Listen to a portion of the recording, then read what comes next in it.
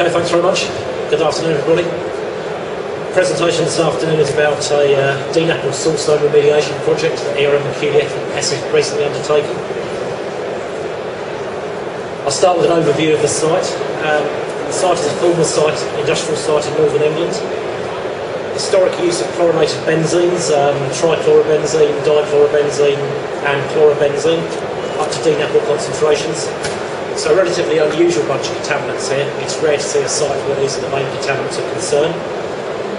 There was a lot of previous investigation work and also remediation work undertaken before we got involved in the project. The work really involved traditional installation of wells, saw bores, followed by remediation. It was limited to dig and dump and installation of a back barrier system. Unfortunately, after the work was carried out, there were still large concentrations of TCB, well in excess of the EQS, in the river that was immediately adjacent to the site. Just take a quick look at what our client wanted from the site. They wanted quite a lot of things, you can see, as clients tend to. They wanted fixed price remediation, regulatory approval, minimise long-term liabilities, and ultimately sale of the site. And because of the problems of the last remediation works, they wanted a different approach to dig and dump, which, as mentioned on the slide, has had limited success in the past. So to give us confidence to provide a fixed price solution, we really wanted to look at the underlying ground conditions in some detail and actually understand what was down there, what the geology was, what the hydrogeology was. You can see on the plan there that the underlying geology is mainly, the layer at the bottom there is sandstone, the dipping layer. Above that is drift material, alluvium, comprising a mixture of clays, sands and silts. And you can see the surface of the site there, hopefully at the top there. All of the vertical points going down there are investigation locations. So we've got a combination there of the old wells that were installed and also of other investigation locations that we installed using a direct push tool called Modified Water Profiler, which enabled targeting zones at vertical intervals, discrete vertical intervals, and really built up a robust conceptual model of the site. If we have a look at this plan here, you can see the main area concerns where those green wells are, to the right hand side. There's a whole bunch of wells there in blue as well. These are the previous investigation locations. Groundwater flows indicated by the blue arrows there. It's going predominantly towards the river that you can see there in terms of lateral flow. There's also a component of upward flow to the river, as you'd expect. We did some permeability tests using the previously installed wells, and permeability is about 1 metre a day, so relatively permeable. This is the contaminant distribution on top of the underlying geology. You can see in red is what you can see in the vial there to the right hand side, effectively DNAPL. That's free-phase TCB, concentrations of 30 ppm or more. That's the maximum solubility of TCB. All of the area in blue that you can see, that's probably around 1 to 5 ppm, so pretty high concentrations of TCB. And you can see from the VOC data, we've got 200 VOC points there, and we've got a fairly good picture there, I would say, of where this DNAPL is migrating, and won't surprise you to learn that it's migrating through a hole in the alluvium material and towards the sandstone material at the base there. Fortunately, most of the mass was contained to the alluvium horizon rather than sandstone. So if we have a look at the overview of the site, you can see a nice picture there. We basically identified 5 source zones. First one was river sediments, so it's about 150 metres long along this river. And we did some sediment sampling there and found concentrations, very high concentrations of chlorinated solvents. We also found some deep soil impacts that you saw in red on the last slide. That's the DNAPL plume there in plan that you saw on the last slide. It's obviously right next to the river, so making a very challenging scenario of a DNAPL siltstone right next to a river. We also had a much larger dissolved phase plume, and that plume was probably about 100 metres by 150 metres. And finally we had some shallow soil impact as well. So you can see we've got multiple overlapping source zones, which it became fairly apparent quickly that we needed a combination of technologies to address all the various source zones. I'm now going to pass over to Joe, who's going to go through in more detail what was undertaken in each source zone.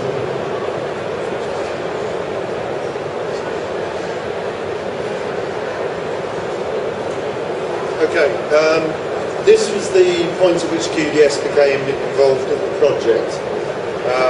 And as James has said, essentially 5 totally different issues, 5 different problems. Not surprisingly, best solutions for those were 5 very different solutions, ranging from the very simple to the quite technically advanced. The most interesting one that I want to talk about is surfactant flushing, which I'll come to in a minute, but I'll just give an overview of all of the approaches that we use, just to give you a flavour. To some extent, some near-surface impacted soils. Those quite conveniently dyed purple blue, which was the dye from the original facility, also associated with the solvent, which, as James has said, was the TCB, trichlorobenzene. So that made near-surface excavation of the soils quite simple. It's a simple approach, nothing fancy about it, but obviously it's the obvious approach for that issue. And really that was about dealing with the soils that the previous contractor had left behind for a number of reasons. So shallow soils, simple excavation, segregation, stockpiling, sampling, reuse of what material we could, as is part of the course, and off-site disposal for that was identified to be significantly impacted. Then still dealing with soils, but here what we term deep soils. These were, I don't know whether you can see it, down where the excavator is on your far left of the picture. We had TCB free product down on clay at 6 metres. It was adjacent to a river wall, but a fairly localised area. Would have been quite costly and time consuming to try and deal with that in situ, and it's relatively shallow. One of the complications was the adjacent river wall. The structural engineer that we consulted at the beginning of the project commented that it was merely a case of when the wall fell down, not if. And as you can see there are a number of cracks in it in a fairly poor state of repair. So the approach, that's in cross-section. You can see the green layer, that's the clay at 6 metres. The red is the residual DNAPL free product. And you can see in the impacted soils overlying that a number of large obstructions. Now, the approach we took was to install a cofferdam and undertake an excavation approach, but the problem we had was the removal, ironically, of those large obstructions. The obstructions themselves were acting in a way to relieve some of the lateral force on the wall.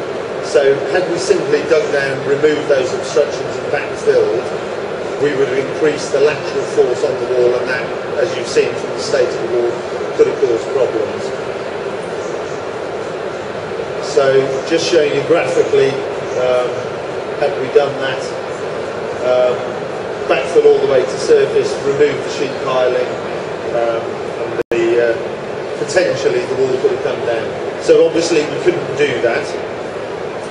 We did still want to pursue the excavation approach because it's the most cost-effective, pragmatic way of getting that material out. But what we did instead was a variation where we backfilled to river water level and then used a tensar system which basically links a mesh face to geotextile layers, and the weight of the soil anchors the mesh face. So as you can see, all of the lateral force of the soil in effect is anchored by its own weight, and it's kept away from the river wall. And you backfill, you can see there it being installed, and in bottom left you can see the gap between the river wall and the tensile mesh.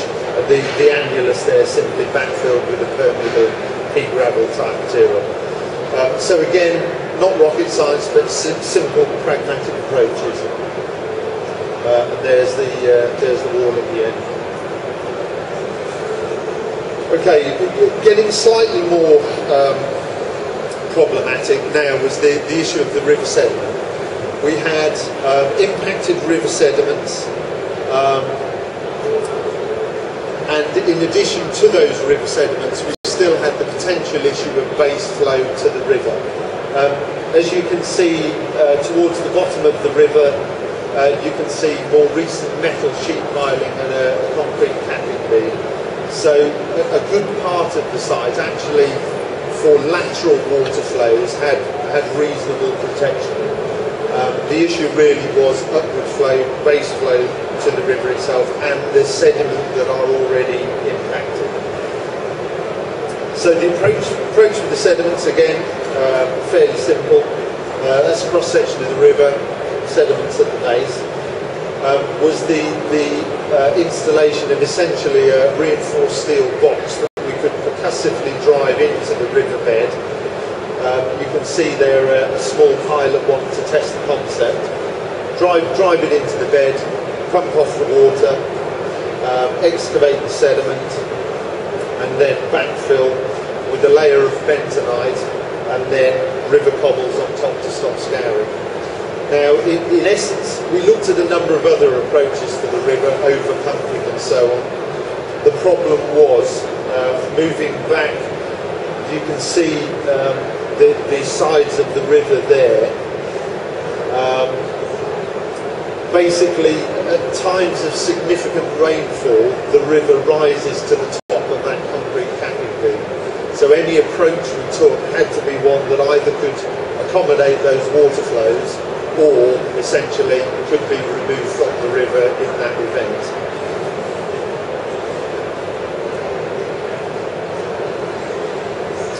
Okay, so that dealt with the river sediments. The issue now was still one of potential base flow to the river of still TCB impacted waters.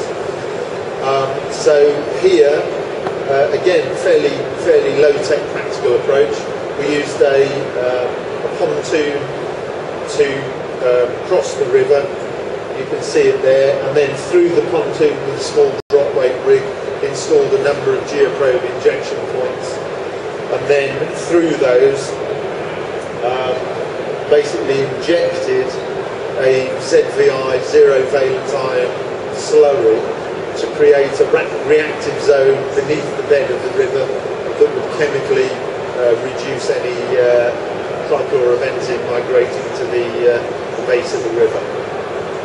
In all, each transect, as we call it, so each cross-section of the river had 4 injection points, and in total we did 64 separate injection transects and 40 separate box excavations. So quite time consuming, but fairly simple and very effective. Probably the most interesting thing then is talking about the actual DNAPL that James described. And here we're talking about an area, semicircular area there adjacent to the river, down to a depth of 18 to 20 metres.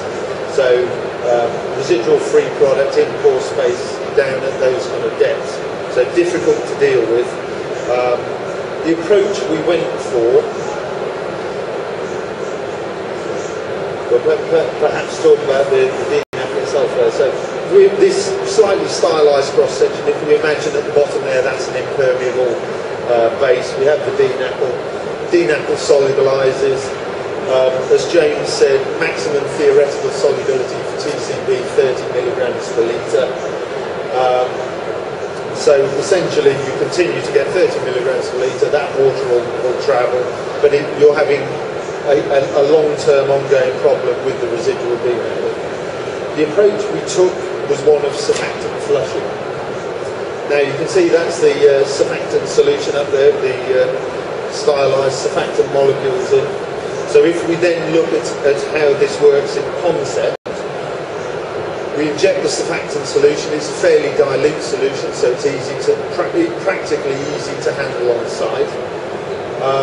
If you inject above what's called the critical micelle concentration, essentially the surfactant molecules aggregate into micelles, which are arrangements of molecules, several hundred molecules, in which the outside is water-loving, the inside is hydrophobic. It's an environment that organic molecules would rather exist in.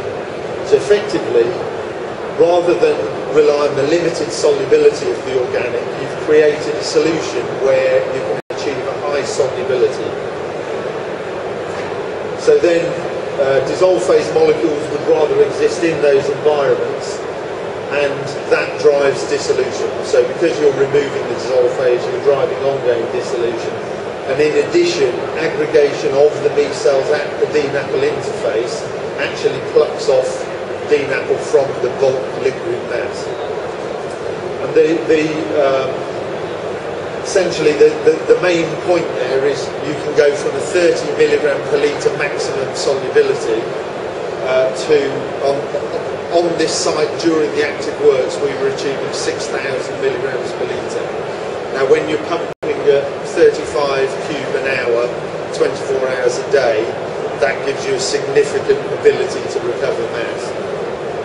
In the lab you can achieve something called the single phase microemulsion, where you can achieve substantially more than those 6,000 milligrams per litre concentrations.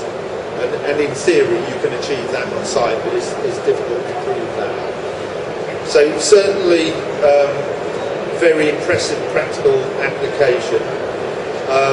The easy bit in a way is doing the site works, and probably the hardest issue we had was balancing water flows, so that we injected and abstracted in adjacent cells over the 28 well area. Injections were targeted to those horizons that we identified from the well installation had the most impact, and in order to do that we used sonic well installation, so you get a very clear visualization of where your contaminant is. And we sequenced through the area, abstracting and injecting to get a balanced water flow so we didn't impact the river. So the site application is quite simple. The difficult part is before that in the lab. And in order to get the right surfactant solution, you need to tailor it both to your contaminant and to the site waters and soils. And that can become a fairly extended process. And here we tried UV photocatalytic oxidation, all of these tools, ultrafiltration, ultrasound, various tools. Once you've got the right surfactant to separate the contaminant from the surfactant, you need to be able to reuse the surfactant. It's more sustainable, but ultimately it's a hell of a lot cheaper. So a lot of lab work, a couple of months of intensive lab work to develop the right solution. But once you get that on site, through, in the end we use UV photocatalytic oxidation. You can see the surfactant being mixed in batch tanks there. An on-site lab to give us immediate lab analysis so that we know concentrations going in and out. So fairly simple when you get to site, but a lot of thought ahead of that. And then finally, just wrapping up, the dissolved phase wider plume area, you can see there, we address that through emulsified vegetable oil, EVO, injection, using a well point injection system. So 245 points across the site, rapid installation of injection points. EVO is very effective reductive dechlorination approach. So just over to James now to wrap up. Okay, thanks Joe.